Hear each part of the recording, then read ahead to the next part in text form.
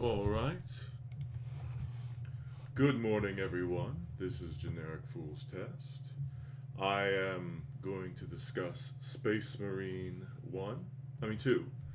Or, well, rather, I'm going to be explaining some of the factions that appear in Space Marine 2. I said I would stop doing morning streams, and to be completely honest, depending on how this stream goes, will affect whether or not I actually continue to do morning streams. I mean, for the weekend, I'll do it because then the followers I have who are normally at school now during the week will be available. But either way, without further ado, I'll get into it.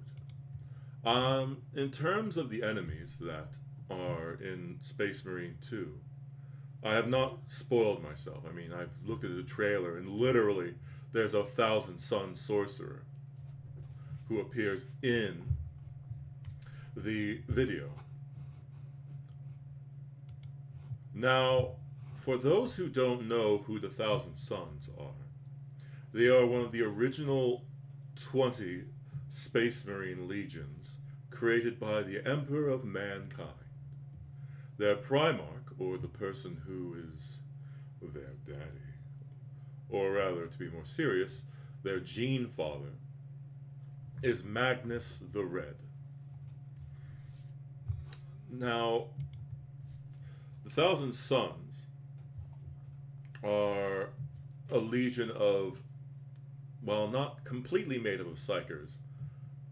They had the highest amount of psychers out of any other legion because their gene father, as I said, Magnus the Red, is the most powerful Primarch in terms of psychic ability and his connection to the warp.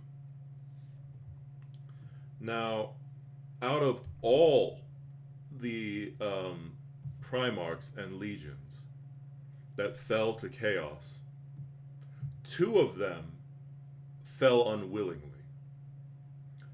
And those 2 are the Death Guard, whose Primarch is Mortarion, who the community like to call him a big smelly moth, and then Magnus the Red.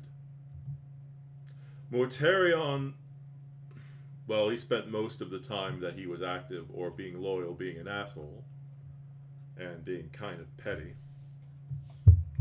So when he ended up, taking the Chaos Kool-Aid, as some people say, a lot of people were sort of angry. Because, well, I'll get to the Thousand Suns eventually. I'm just talking about another Primarch and Legion that fell unwillingly to chaos. For the Death Guard, they were a legion created, ironically, to be an pestilence, chemical and disease warfare kind of faction. They were literally a legion designed to fight against Nurgle and his corruption and diseases. Which is why it's sort of the most ironic that he fell to Nurgle.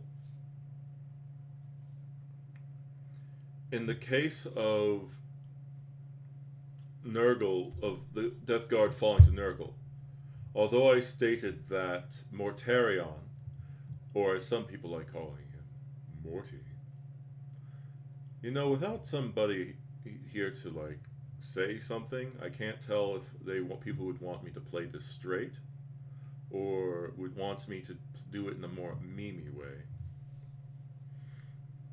But either way, I'm fine with workers. So,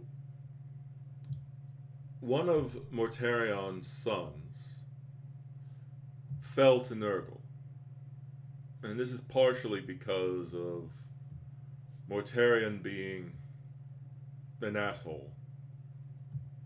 Mortarion grew up on a planet where these psychers had oppressed the average citizenry. And as a result, Mortarion hated psychers. like completely and utterly,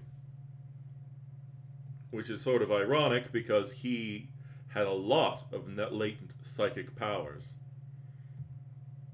And the fact that one of the reasons why people don't tend to like Mortarion today is because he is a huge and massive hypocrite.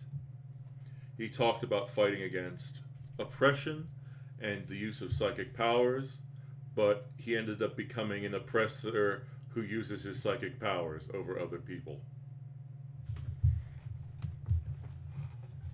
Now, having said that, Morty,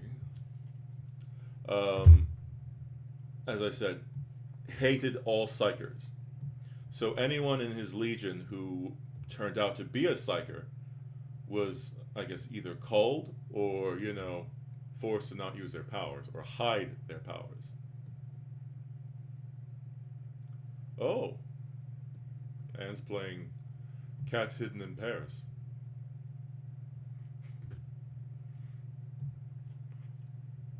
Playing it again. Sorry. And, no, I'm sorry, ADHD rears its ugly head. So, man, my brain's not working, sorry. So, due to this, his son, who fell to chaos, grew very, very resentful towards Mortarion. And while traveling through the warp, or the immaterium, rather, he killed the navigator, which I've said in the previous video, but for those who come and watch this for the first time, the warp is basically the collective unconsciousness of all living beings. It is the realm of chaos. It is a world full of insane things, and without a navigator to help you navigate the warp, then you're kind of screwed. And as much as Mortarion hated psychers, he understood that going through the warp without a navigator who is a special kind of psyker, is suicidal. Typhon was his name before he became Typhus, I believe, said that he had awoken his powers as a latent psyker, so he could possibly help them navigate the warp. And Mortarion was just like, okay, I don't like this, but we have no other choice. But what Mortarion didn't know is that Typhus was leading him straight into the realm of Nurgle, the chaos god of disease and decay. And when they got there, Nurgle infected every member of his legion with various diseases, including the Life Eater virus, which, I don't want this to get too confusing to some people, so I'm going to not give you every little detail about the Life Eater virus. I'm just going to tell you that its name is not an exaggeration. It is a terrible, terrible infection. A representative Nurgle came before Mortarion and told him that if he wanted to end his son's suffering, he had to willingly join and condemn his forces to Nurgle. Now, Mortarion wasn't happy about it, but he cared about his sons in spite of his whole asshole appearance. So he submitted to Nurgle. Now, of course, he was still furious with Typhon, who at this point decided to name himself to Typhus, because the minion of the disease god. Uh, I'm sort of really regretting coming on since there's only one person going by. But yes, he tried to kill, Typhus because Typhus condemned him and his entire legion to eternally serving a chaos god. But of course, Typhus was Nurgle's favored son for turning the Death Guard into his hands. Now, of course, it's arguable whether or not, Nurgle would have fully been able to kill, Mortarian's Marines, or if Mortarian had actually just waited, his men may have just been able to survive the virus. Because, as I said, the Death Guard is known for being the anti-disease and the slow but enduring legion. So, I don't know, some people say that it is sort of stupid that he fell. However, Magnus the Red, the Cyclops, the Red Titan, is a completely different story. Yes, now it is time to talk about the Thousand Sons for real. First up, before anything else, the Thousand Sons have two different color schemes. Pre-heresy, the Thousand Sons had red armor, and they would look like this, with their weird helmets. And then after they joined the Chaos God of Change, Tzeentch. They changed their armor color to blue, to represent their affiliation to the Lord of Change. I mean, Magnus is still red, but whatever. Now, for the reason as to why the Thousand Sons are called the Thousand Sons is because war power tends to lead to mutation, and it tends to be unstable.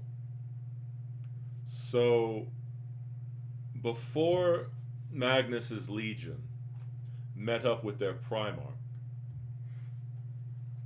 they suffered tremendous gene flaws and suffered from something called the flesh change, which a regular Marine or Psyker Marine would suddenly change into a warp spawn. But, they didn't know what the warp was, so they were just like, he's turning into some weird abomination. Now,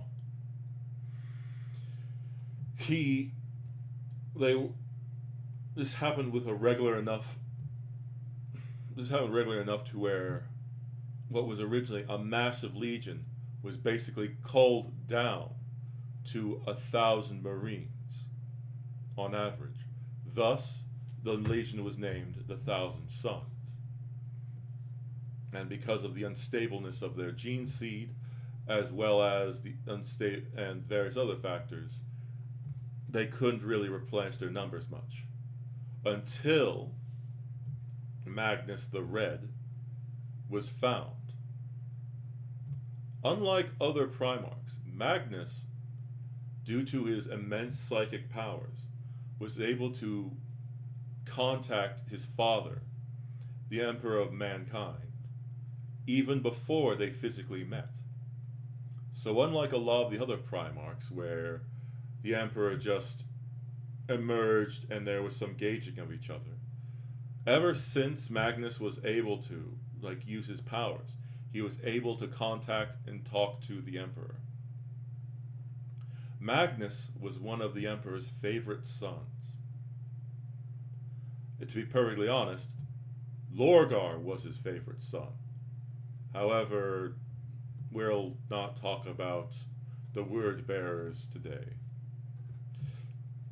However, the problem with Magnus is his curiosity and arrogance. He believed he understood the Immaterium better than anyone else. Magnus was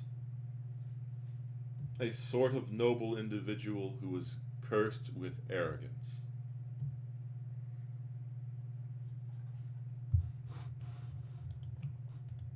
And also cursed with making terrible, terrible decisions. Due to his immense psychic power, basically he had immediately drawn the attention of the Lord of Change and psychic power and magic, basically. Tzeentch. Tzeentch is a Lord of Change and also a Lord of Deception.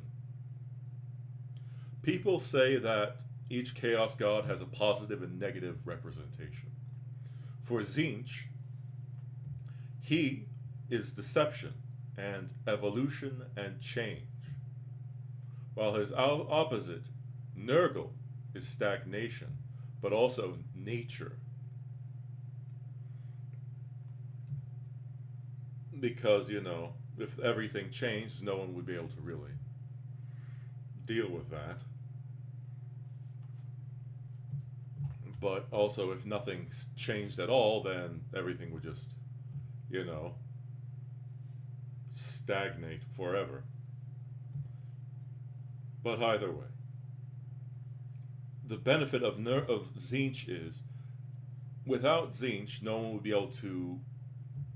There would be no scheming. But also, without Tzeentch, no one would be able to figure out the schemes that are being made.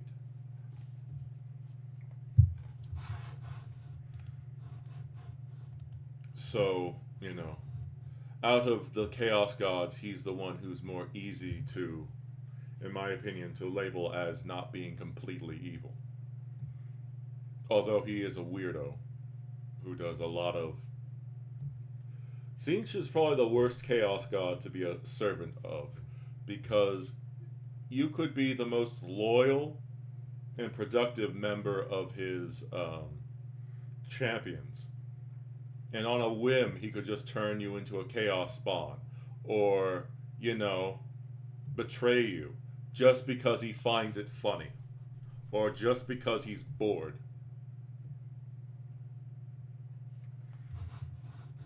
But anyways, Magnus had met Tzeentch a long time ago in his travels through the warp using his powers. But Tzeentch pretended to be a lesser chaos entity, and helped to boost Magnus's ego by making him think that he was a master of the warp, or that the warp wasn't as scary or as intimidating as it actually was. Now, Magnus made a deal with Tzeentch where he gave up his eye so that he could cure the gene flaw of his sons, the Thousand Sons, so that they would stop turning into Chaos Spawn, which was in turn actually caused by Tzeentch himself, applying his corruption to the Thousand Sons. So all Tzeentch really did was just stop corrupting them for a bit. Now, people with psychic power in the setting are really powerful. Space Marines with psychic powers are even stronger.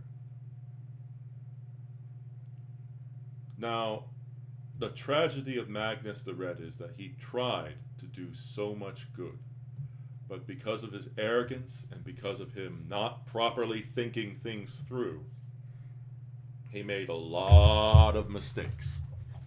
There are a lot of people who say, one second, I need to close my door because it's probably creating an echo. There are a lot of people who said Magnus did nothing wrong.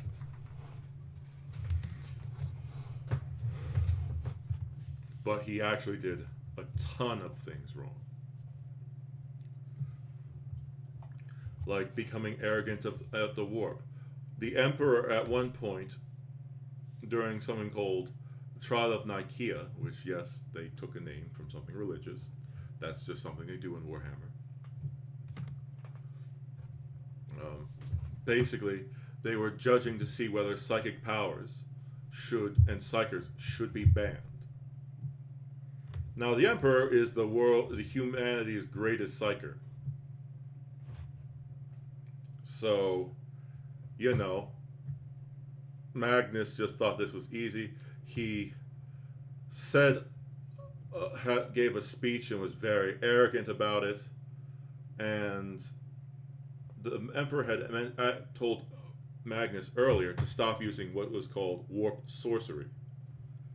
There is regular psychic powers, which are really strong, and then there's warp sorcery, which is even more powerful, but is far more dangerous. So when the Emperor saw that Magnus was still doing warp sorcery, he immediately broke the deadlock in the vote as to whether to ban or to, allow psychic powers to continue working.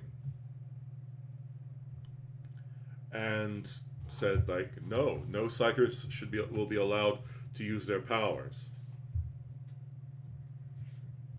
And to an extent, this caused a number of problems because, as you can tell, psychers are really strong.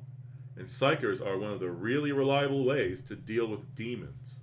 So when demons started to appear and a lot of the loyal sons of the Emperor were like, no, we refuse to use this.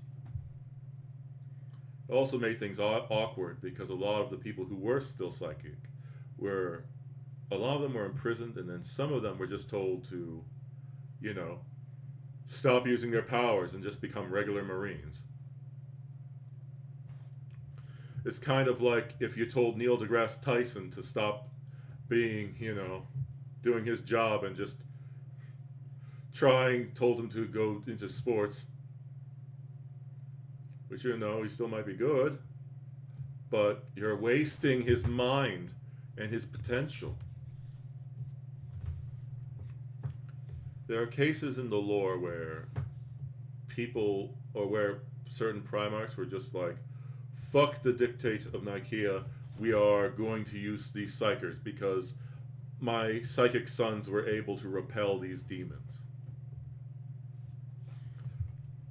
Which then led to some of the overzealous Space Marines saying, but the Emperor said no, we will not allow you to do that. In which case, perfectly loyal sons who were just too literal and refusing to bend were executed by their gene father. Though the one I know about for this is Lionel Johnson, the Primarch of the Dark Angels, which was rather dumb. Out of all the Space Marine legions, there were two which were considered to be very noble and very, in line with, or in touch with their humanity. One of them is the Salamanders, which are ironically the Flamethrower War Crimes Division, who love and care deeply about humanity. And then the other one was the Thousand Sons. There were never a lot of the Thousand Sons, but they met their families, and one of the things people tend to not understand why the Horus Heresy, or the Great Crusade and the Heresy are such a tragedy, is because before the heresy began, a lot of Space Marines were actually planning on what they would do after after the Great Crusade ended and all of humanity was united as one. They were planning for what they would do after the war. Anzac Ahriman, one of the top members of the Thousand Sons, actually owned a winery. And he was pretty good at making wine. And he was looking forward to, after the Great Crusade was over, just retiring to his winery to try to make the best damn wine that he could. And a lot of the other Thousand Sons were just looking forward to being able to focus only on their studies without having to worry about war. The Great Crusade, although there were some very dark times in it, was a time where almost everyone in it felt like there was hope, felt like progress was being made, and that one day, when mankind was united, that the Emperor would lead all to an age of enlightenment, and that they would no longer have to worry about war. And then the heresy happened, and much was lost. Trust was destroyed, and the Emperor of Man, who had done everything he could for the sake of humanity, or what he believed was best for humanity, lost what was in his mind the best hope for humanity, to help isolate it from the warp, or the immaterium rather. And this is partially because of Magnus the Red. Magnus found out that the leader of the forces of mankind had become a traitor. The Emperor at the time had isolated himself on Earth, or Terra as they called it in setting. He was creating what he would call the Human Webway Project. For those who don't know, the Webway is one of the safe and faster ways to travel in the setting of 40k. With warp travel, which humanity uses, you're basically ripping a hole from real space into hell, and then ripping open another hole to exit after you've traveled a certain distance. Warp travel is faster than light, but there are a lot of problems with warp travel. If you don't have a Geller field on, then the various warp entities and demons will come aboard your ship and ruin your crew. This is such a problem even for the people who are aligned with chaos, because the warp is, as I've said, the literal collective unconsciousness of all living things. It is the past, it is the present, it is the future.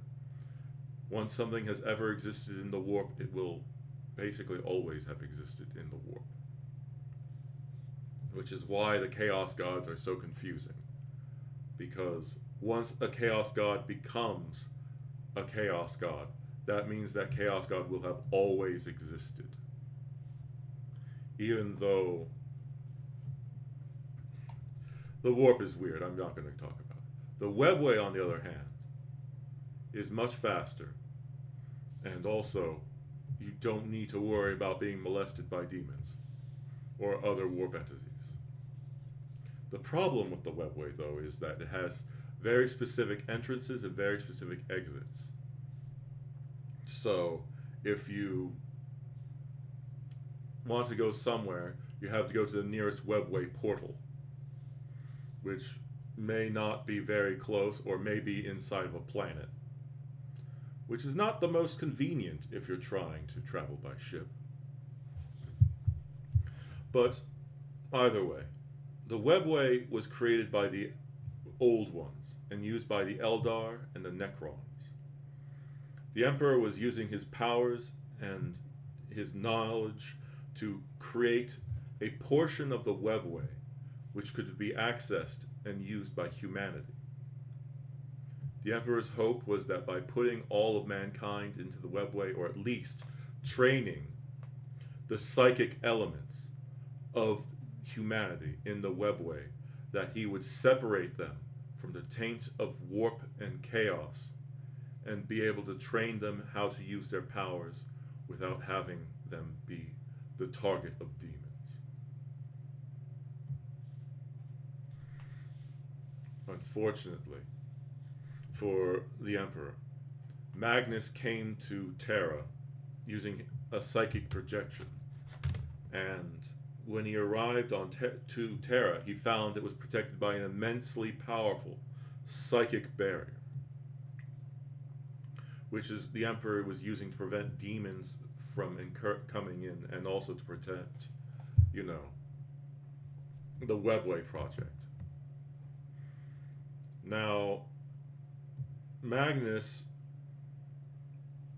rushed to a decision, and instead of just, trying to communicate directly through technology, he made a bargain with Tzeentch, without realizing that Tzeentch was a chaos god, to give him power to break through the barrier, which he did. And by breaking through the barrier, he ripped a hole into the human Webway project. And through that hole, the vast armies of the warp were able to enter the human Webway project. The Emperor did everything he could to try to fix the hole. He threw countless custodians, Sisters of Silence, and various other factions in to try and save his Webway project. But it couldn't be done. And the last best hope for humanity was lost. In his anger, he told his custodian guards and the Space Wolves, who were anti-Space Marines, to retrieve Magnus the Red and bring him to Terra for censure. However, as they were heading towards the planet of sorcerers where Magnus and the Thousand Sons were located, Horus Lupercal, the arch-traitor, who was, as I said, the leader of the Imperium's forces at the time, told Leman Russ, the Primarch of the Space Wolves, that the Emperor had changed his mind and didn't want Magnus to be brought to Terra anymore. He wanted Leman Russ to execute Magnus the Red. Which, of course, Leman Russ was like, yeah! Fuck Magnus! Because Leman Russ hates psychers. Leman Russ is also somebody who is a massive hypocrite and is also another arrogant person in this setting. He uses something called Rune Priest, which are literal psychers. But he's like, nope, they're not psychers. They're using Fenrisian magic. It's like, bro, they're psychers. They're using the powers of the warp. Nope. It's stuff from Fenris, our home world.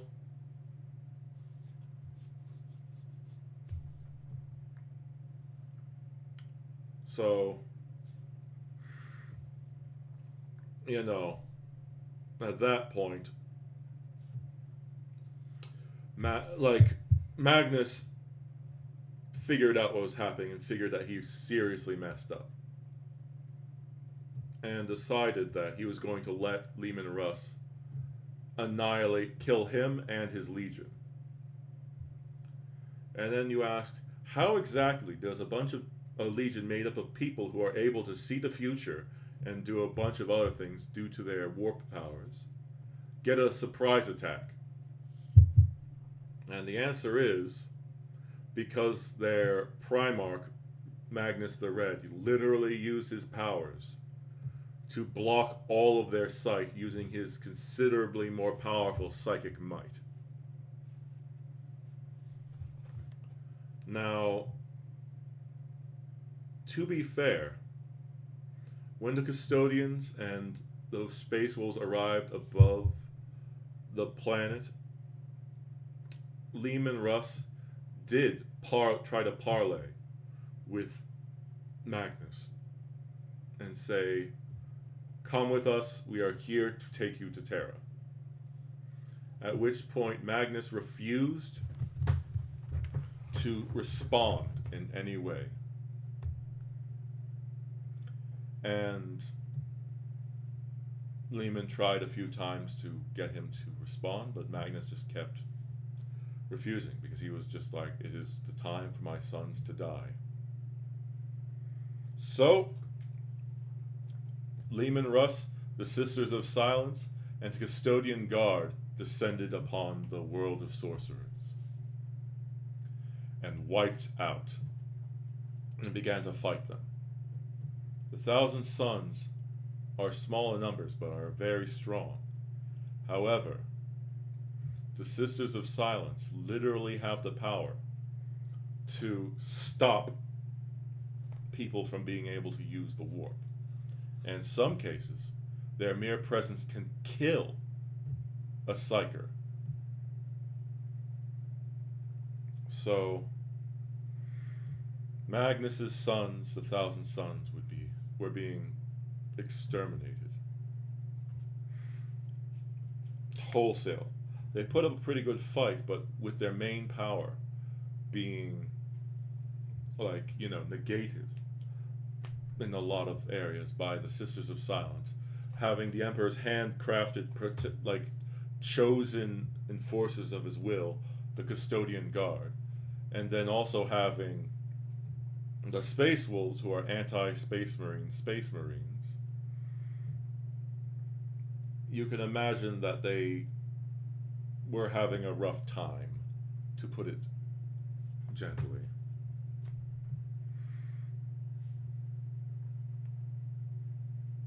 Now, eventually, after enough of his men were killed, Magnus suddenly decided he'd changed his mind entirely. Rather than letting his soldiers get killed, he's like, "Hey, wait a second, I don't want my men to die." So then he strode out on the battlefield to fight, which, really? If you weren't being such an edgy person earlier and just talked things out, none of this would have happened. But no, he changed his mind now, and then he fought to save his sons after condemning them before. He fought Leman Russ. And both of them were pretty heavily damaged. However, Leman Russ basically did the Batman, the Bane backbreaker technique on him. Shattered Magnus's spine, which also shattered his soul into many different fragments. And in his weakest hour, Tzeentch offered to save Magnus and the 1,000 Sons. And Magnus took the deal.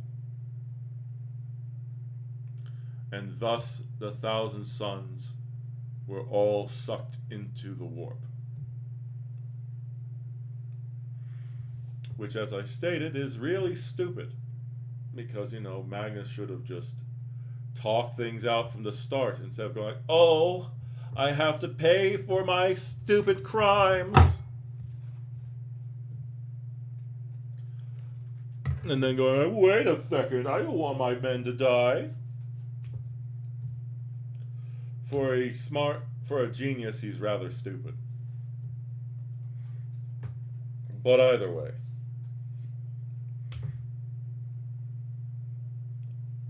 after the Thousand Sons were taken to the realm of Tzeentch, Tzeentch decided, well, now that you're mine, I don't need to stop having your guys turn into warp spawn. So the flesh change returned. Magnus decided to try to figure out a way to fix it on his own. And like the Emperor, he decided to not tell his sons that he was doing anything about it. So, with when one of his loyal sons, Anzak Ahriman, came to Magnus and asked him what he was going to do about it, he was basically like, don't worry about it. He's like, our men are dying, our brothers are changing.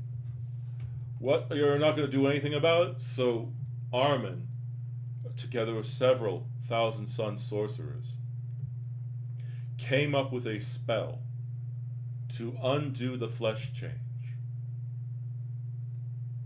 called the Rubric of Ahriman. He performed the ritual, and it worked. The Thousand Sons no longer were suffered from the flesh change. However, there was a terrible cost. All non-psyker space marines in the Thousand Sons became mindless automatons. Their bodies turned to dust. Unable to enact their own will, they became literal machines to be controlled by the remaining psyker members of the Thousand Sons. In addition, the psychically gifted Thousand Sons, or rather the psychers, were empowered by the rubric. You'd think Ahriman would be happy about this, but no, he was horrified. Ahriman loved his brothers and only wanted to help them or save them. Instead, he doomed them. When Magnus found this out, he was furious. He wanted to kill Ahriman, but Tzeentch protected Ahriman because he liked his new strange toys. So the only thing Magnus was allowed to do was to banish Ahriman. And Ahriman took some sorcerers with him and some of the rubric. Which is why there's basically the faction of the Thousand Sons who's under Magnus, and then there are the Thousand Sons under Ahriman. Now,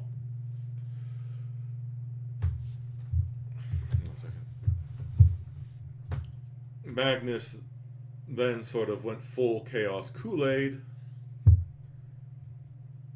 and the one reason why Magnus isn't the most powerful Primarch in the setting is because of the whole fact that his soul got shattered. If Magnus at full strength and power had become a servant of Tzeentch, then he hands down would be the most powerful psyker in the setting. He was not at the Emperor's level originally. Close, but still weaker than the Emperor. But being powered by the literal god of magic would have made him as strong, if not stronger, than the Emperor at the time. However, due to the shattering of his soul, his power was heavily fragmented. One of the other reasons he so easily succumbed is because he had lost his noble fragment of his soul.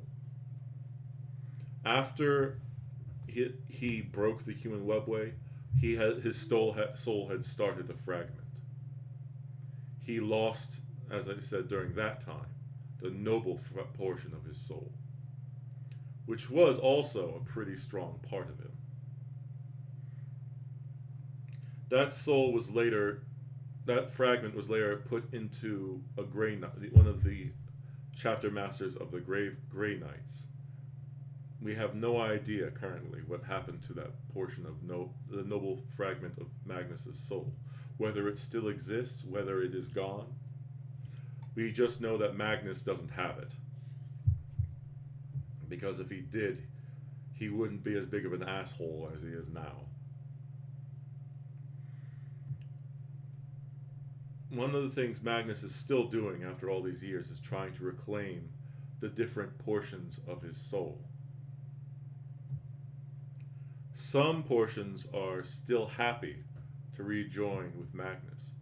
Others are horrified with what he becomes and commit game ends before he can get a hold of them because they refuse to take part in the horrors that he is committing currently. The Thousand Sons is a chapter or a legion that is filled with tragedy. They were originally noble heroes who had a thirst for knowledge, who were forced to join chaos because of the terrible decisions made by their father. And now they are honestly little more than monsters. Almost completely subservient to Tzeentch. With the exception of Ahriman. Ahriman hates Tzeentch. And Ahriman is doing everything he can to free himself and his legion from the clutches of Tzeentch. Which to Tzeentch just goes like, ha ha ha, that's amusing. I will watch you suffer and struggle. Because Tzeentch doesn't care about loyalty. Tzeentch just cares about being amused. Tzeentch could end the battle between all the Chaos factions and win the war. But he wouldn't want what he calls the great game to end. He finds it too amusing. So anytime one side gets too much of an advantage, even if that side is his own, he will sabotage that faction to prevent them from becoming the winner of the great game. Because he just wants it to never end.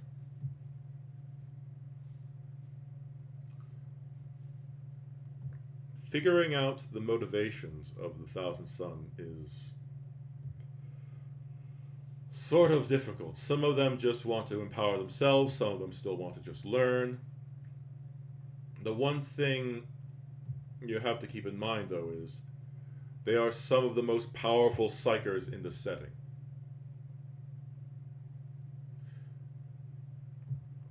Which is also kind of weird when they get their ass kicked by the Space Wolves, because, you know, the reason Space Wolves did so well the first time they fought was because they literally had custodians and Sisters of Silence backing them up. But nowadays it's just like, oh my god, the Space Wolves repelled Magnus the Red by themselves. Oh, totally. You know, even if Magnus the Red is a mere fragment of what he used to be in terms of power, a Primarch is not something a regular Space Marine should be able to defeat. Which, you know, I've gone on about how the Space Wolves are the real Space Marine chapter, which has been, you know, pumped up by the lore, where it's just like, oh my god, they win most of their encounters. They act like they're a bunch of idiots, but they're really very smart. And it's just like they still rush in, and they still tend to suffer heavy losses. They're not smart, but they pretend to be dumber than they are.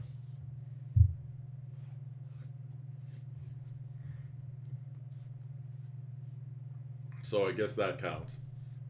That hint, they're a bunch of space furries.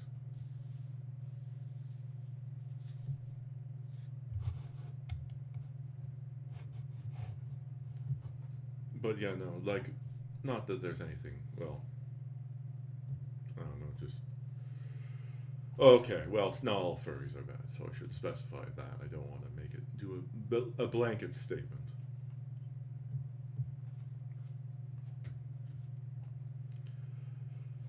But yeah, it's just sort of like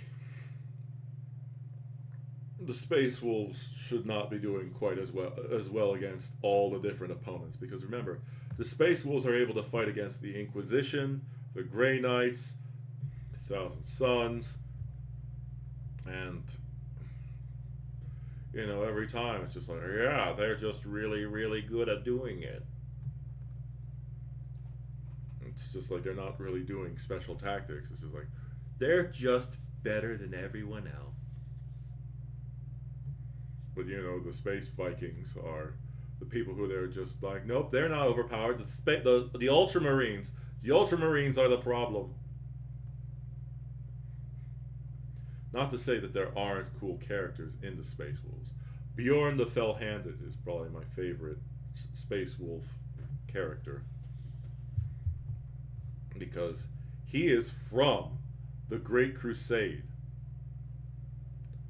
He is a dreadnought.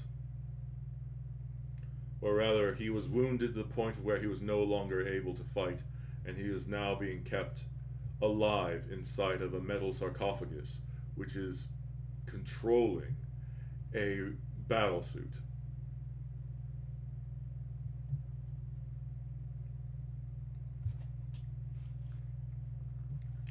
Either way, I don't know how exactly, um, how big a presence the Thousand Sons are going to have. Whether it's just going to be one Chaos Sorcerer and his rubrics, or if it's going to be a larger presence. Because in all likelihood, it's probably going to be one guy and then his rubric army. Because that makes more sense. Larger than that, and I don't think that it would make much sense for the game to take place, because you have to understand the Thousand Sons are some of the best warp sorcerers in the setting. They have a lot of them have the ability to rewind time, or go back into time directly, or time travel, or just stop time. The fact that there are Thousand Sun sorcerers in this game, I find sort of crazy.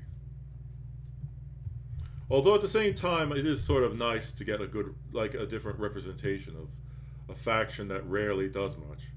The Thousand Suns are normally on the side, or just being nerds, just reading shit, or studying the warp. Because, or they're just fighting the Space Wolves and losing.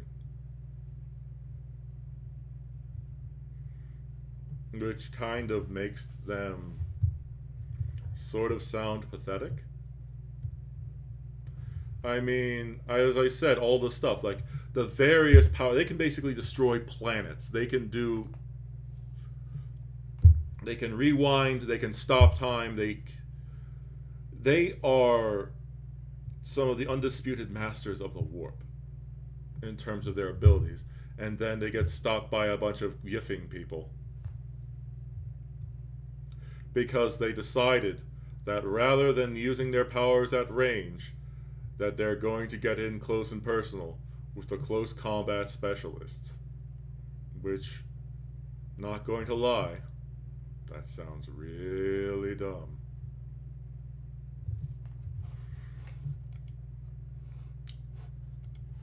And of course, it's a sort of a rivalry between the Thousand Sons and the Space Wolves, or they're enemies basically. But It's sort of one that doesn't make sense. Because what exactly is stopping the Thousand Suns from literally just going, whoop, I blew up your planet. Oh, stop time. We all stop time. We all go in. We all basically wipe out your planet. And then we went home. Because here's another thing that people that might not understand. When you are somebody who's a psyker, you're able to infuse your body with the power of the warp. So when I talk about the Thousand Suns as if, oh, look, they're sorcerers, they use the magic in zappy fingers, like, ooh. They're also really good warriors because they're literally empowered by the warp.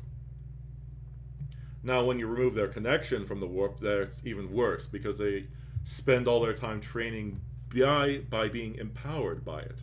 So, you know, when you turn off the thing they're used to using, they suck. This is why they got beaten they got beaten pretty badly when the Sisters of Silence were with them. I mean, they still did a pretty good job, all things considering. But, you know, that's considered, but rather it's just like, you know, they were considered to be one of the strongest legions in terms of individual Marine power. The Ultramarines were the largest legion at the time, which is why there are so many successor chapters of the Ultramarines. But yeah, I guess I shall now talk about the Tyranids. It was a mistake to post this. I had started to get a higher view count, and then now people aren't really coming. One person came. I mean, there's a lurker here, but, you know, I wish there was an additional, like, at least one more person who stayed around. I guess I won't be streaming during the week, or, like, you know, putting the doing stuff during the week. But, you know, somebody still might come. So, the Tyranids. I believe they are named the Tyranids because of the planet Tyran. One second.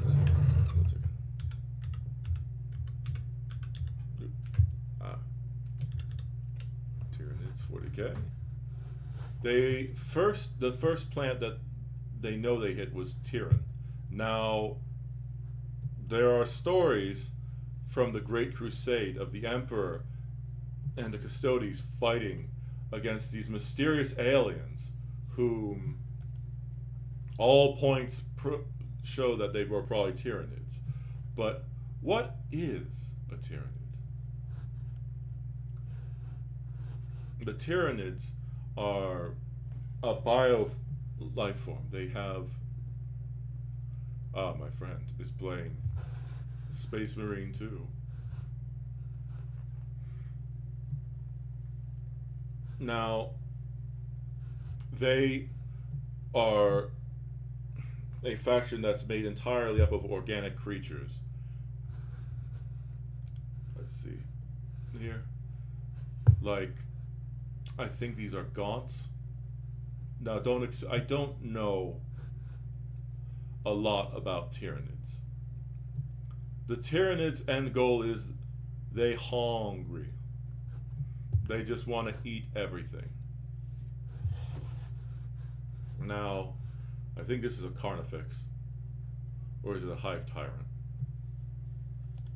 It's probably a Hive Tyrant, what am I saying? Yeah, it's a Hive Tyrant, I say that. A Hive Tyrant is what would be called a synapse creature. It's one of the leaders of the the leader of the faction is the Hive Mind. And the Hive Mind is sort of like a wireless network which links the Tyranids and controls what they do. Now, different synapse creatures allow the rest of the Tyranid horde to perform better. Now, if a Tyranid is separated from the hive mind, or from a synapse creature, then it's little more than a wild animal. It just acts on impulse, and it's just, or like, a crazy wild animal. It just focuses on eating and attacking, and it doesn't come up with much strategy. But the more complex or powerful that the synapse creature that is present, the more complicated the strategies that they will be able to come up with, and the more coordinated they will get. Now, the Tyranids are the real big bad of the Warhammer 40k setting. The orcs just want war and to fight, so, ultimately they are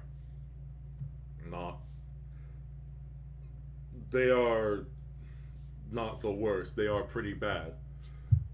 But the Tyranids want to eat everything, consume all biomass on all planets and all life, and then they want to leave the galaxy. It is believed that the current Tyranid fleets in the setting are just mere vanguards of a much larger invasion. Now, in the past, the Hive Tyrant was the largest it wasn't the largest. There are different types of organisms, ranging from small, like gaunts, to, the larger Hive Tyrants. The Hive Tyrants, which are much larger, and then from the Tyranid Bio-Titans to the Tyranid Hive ships, which are all living. And then I forgot what. As I said, my knowledge of Tyranids is very low, so I apologize for that. Now, at this point, it would just be better for me to.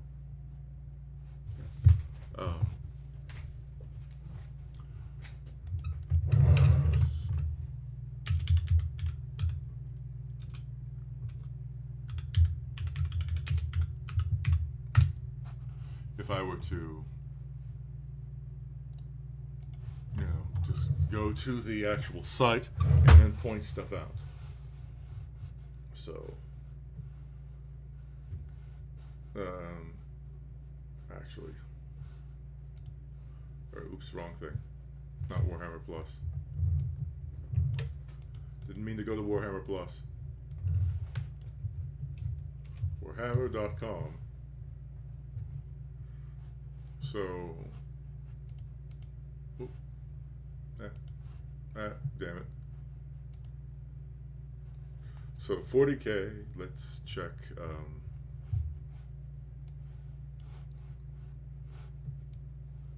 Gonna go here. Damn it. Wow, so professional, so impressive. Shit, didn't mean to do that.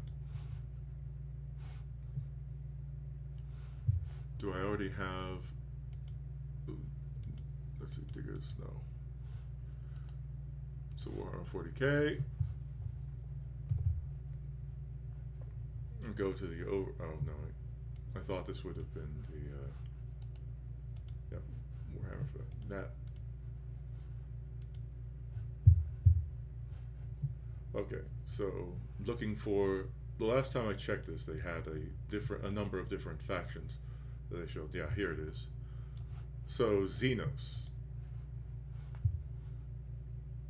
Margaret Thatcher is prominently shown here.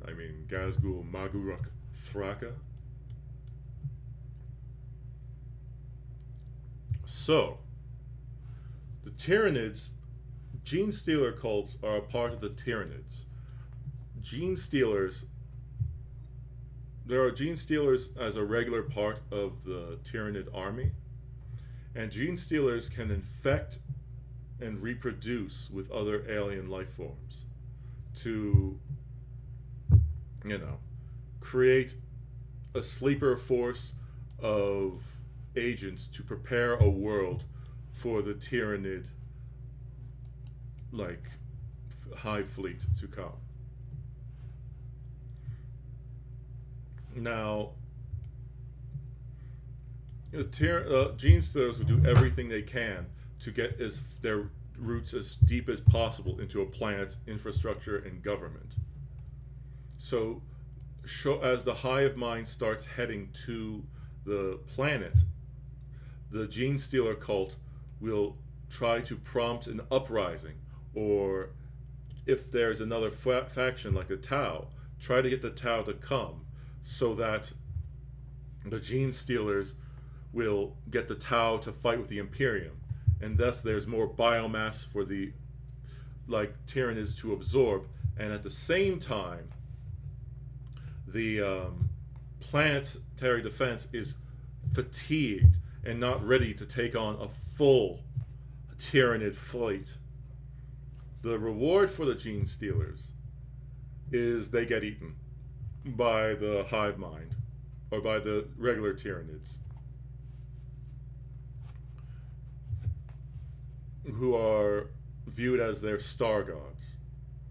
Though the gene stealers will probably play a role, but they're probably not going to be playing as big a role as, just the regular Tyranids. Most of the time, gene stealers appear in games. They are just a common enemy. They don't really focus on the insidious, more intellectual things that they do. Also, they often stay in hive worlds. They stay in what would be called the underhive. Hive worlds are basically, you take a city, and that city is ultra compact. As many possible people, many different layers to that one city, and it's just sticking as many people as you can into a small area. Conditions are harsh, and in the under parts of the city, or the under hives, there tends to be a lot of mutation. There tends to be heretics. So when you see a person with multiple arms like this and sort of looking weird, they tend to not immediately go, "Oh, gene stealer." They go, "Oh, a mutant," because of all the radioactive and all the material and chemicals in the area. Mutation tends to be rampant in the underhive. So Tyranid or gene stealer cults tend to be very present in underhives.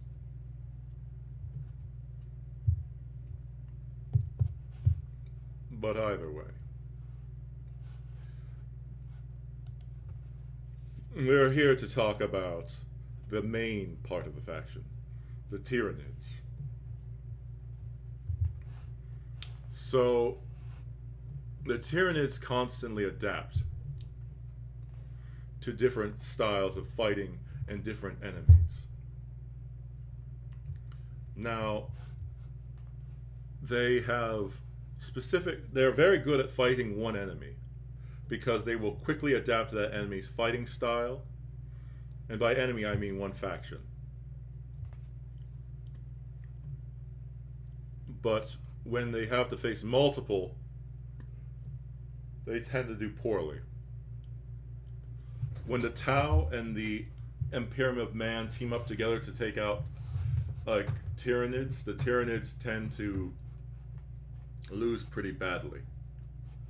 The Tau are also pretty good at dealing with Tyranids, as long as they deal with the gene stealer infestations, due to the fact that, gene stealers tend to be heavily melee focused, and the Tau like staying as far away as possible, sniping you from a distance with railguns.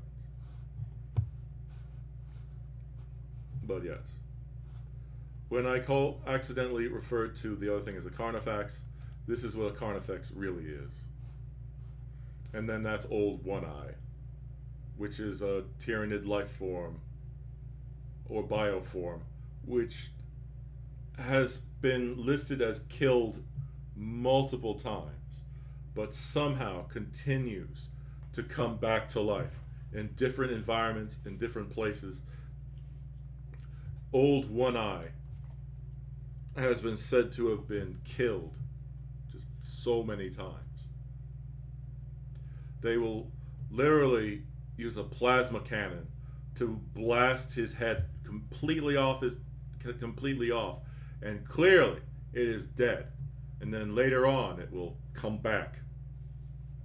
And it's clearly Old One Eye because it's missing the part, the bone is showing, and it's missing an eye.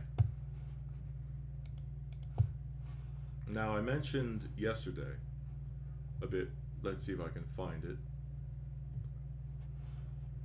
the lictor, if I can see it. Oh, there's a Hive Tyrant, and then there's the Swarm Lord. The Swarm Lord is above the Hive Tyrant. When a Swarm Lord appears, it is a massive problem, usually, for people. However, in the fandom, the Swarm Lord is kind of a joke. Because the Swarm Lord gets beaten all the time. There are two characters that are, or two units which are supposed to be very, very strong. But the problem is, because they can be killed and then not brought back, that they tend to be used as a item. So, look how cool this guy is. He beat the Avatar of Cain, which is the Eldar God of War, who is broken up into fragments. Or, look how strong this guy is. He defeated the Swarm Lord all by himself. Which has unfortunately led to the current thing where people are like, the Swarm Lord is kind of a bitch. It's like, okay, who's going to get to beat up the Swarm Lord now?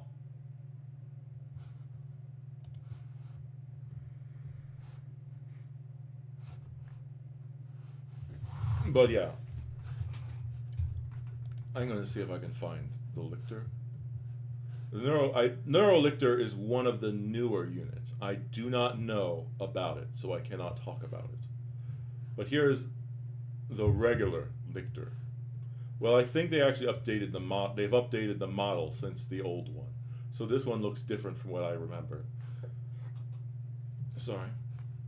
But the Lictors are one of the very few units in the Tyranid army which has independence. It is able to act independently of the hive mind. It has its own free will. Its job is to infiltrate a world and kill any opposition, or to scout for potential issues that may occur. When a Lictor dies, the fluids in its body are very good at attracting other Tyranids. If you kill a Lictor and there are Tyranids already on the planet, a swarm of them will rush to where the Lictor was, which can be terrible when you need to defeat the Lictor, or it can be great if you want to lure the Tyranids into a trap. Now, you might be wondering, how is it that this thing could possibly infiltrate a planet? Well, that's because it can turn invisible. And it's very, very smart.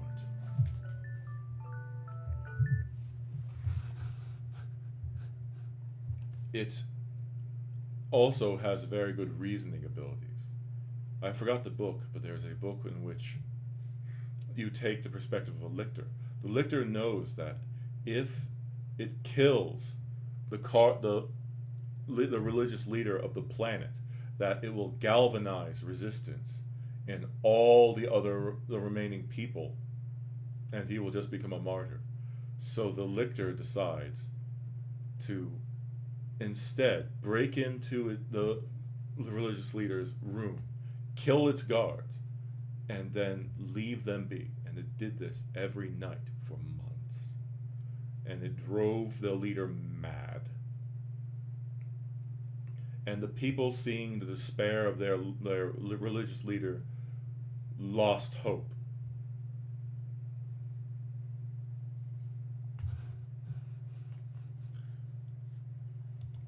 However, as I said, they're, not exactly there. Now, the Norn, well, where is, I think there was one up here. So there's a Norn emissary, which is a newer version there. But, no, I'm sorry, I got mixed up. Zoanthropes are what I was thinking of. After coming into contact with the space elves, or rather the Eldar, by devouring Eldar, the hive mind was able to come up with their own psychically talented life forms, the zoanthropes. These guys may look rather weird, but their power is all due to their ability to use the warp and use psyker powers. I mean, kind of. One thing I haven't talked about is that the hive mind has something called the shadow in the warp. Whenever the hive mind approaches a planet, it creates a literal blank space, which communications and warp powers are not easily able to be used. That's one of the reasons why the Tyranids are so effective at when they do take a world, because that world is no longer able to communicate with the wider part of the empire or whatever empire it's in, combined with the gene stealers who are undermining the local government and military command. The gene stealers may try to take control of the planetary governor, or they may try to take control of the planetary defense force. Or if there's a local guard regiment, they'll try to take control of the leadership of that. Combine that with the shadow of the war preventing communications, and the lictors going around killing anyone who they deem as a threat, or sabotaging various installations. If I remember correctly, the lictor figures out it needs to destroy something in order to completely hamper the defending forces, but it doesn't have the ability to. It doesn't have the weapons to do it. So instead, it uses its literal body to jam the thing and destroy it, killing itself in the process, but also destroying said structure. I'm sorry, I heard about it a long time ago. But yes, zoanthropes are powerful psychers, living synapse nodes, created solely to harness the psychic potential of the hive mind. By flexing the merest part of its mystical mind, a zoanthrope can manifest this power in a variety of incredibly destructive ways, and even block artillery shells with their psychic might. This kit builds 3 zoanthropes, powerful psychic bioweapons that channel them. Okay, you already said that. You also have the option of building a neurothrope and 2 zoanthropes, or 3 venomthropes. I don't know what a venomthrope is. As I said, my knowledge of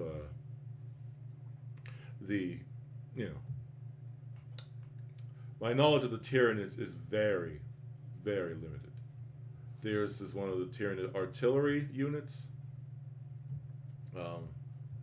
Most Tyranids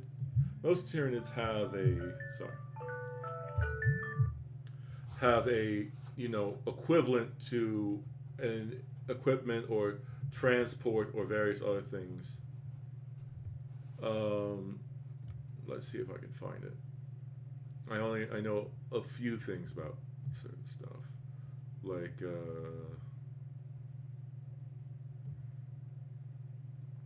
where is it? The Tyrant Guard, if I remember correctly, it was developed after the Tyranids started devouring Space Marines. They are basically Space Marine Tyranids. Oh wait, or is it the Hive Guard? Damn it! I'm sorry about that. And there is a Tyranid that literally drops a bunch of smaller Tyranid life forms. I forgot if it's the Trevigon or if it is a different thing.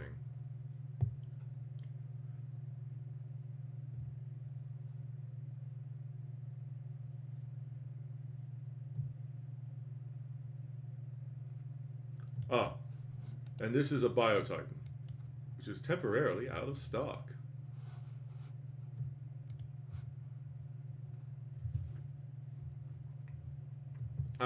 In the books I've read with Tyranids, I have not read about the Biotitans. So, or rather, well, I haven't read any books personally that are about the Tyranids. I've read stories that involve the Tyranids. So this thing is the Tyranid equivalent of a Imperial Titan.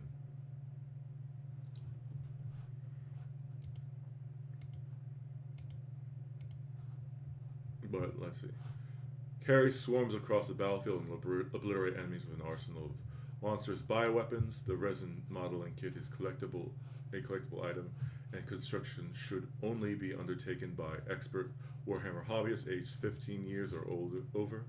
Hierophants are among the most famous and feared of the Tyranid biotitans, gargantuan creatures of other species scuttling across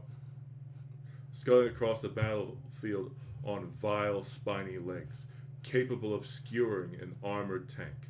A Hierophant is a horrifying spectacle for any enemy to face.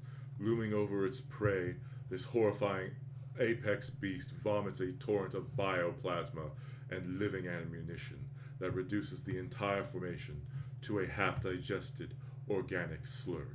Surrounded by toxic spores and protected from all but the heaviest weapons by its thick, chitinous plating. The Hierophant can even deliver lesser creatures into the breach created by its presence, birthing whole swarms from a slime-coated incubated chamber. This multi-part resin kit includes all the components you need to build one Hierophant Biotitan. No base is included. This kit is supplied unpainted and requires assembly. We recommend using Citadel paints. This resin model kit is not a toy. It is a collectible item, and construction should only be undertaken by, it's already stated that earlier. So, yeah. Well, I need to finish getting ready for work.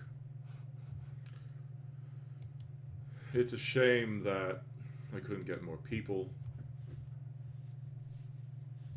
The last morning stream I did, I managed to get 4 people to come. So,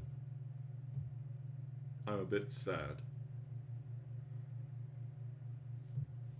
But I appreciate the person who did come, and I appreciate the person who gave me a chance earlier.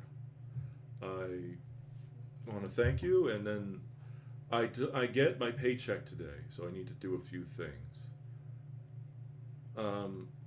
My friend wants me to play the Space Marine 2 with him tomorrow, because I can't play with him today. He was technically playing it earlier, but I'm going to have to go to work soon. I will see you later. Sorry. I shall see you guys later. I hope you all have a great day, or evening, or morning, whenever you're watching this. Thank you very much, and I'll see you later. Bye-bye.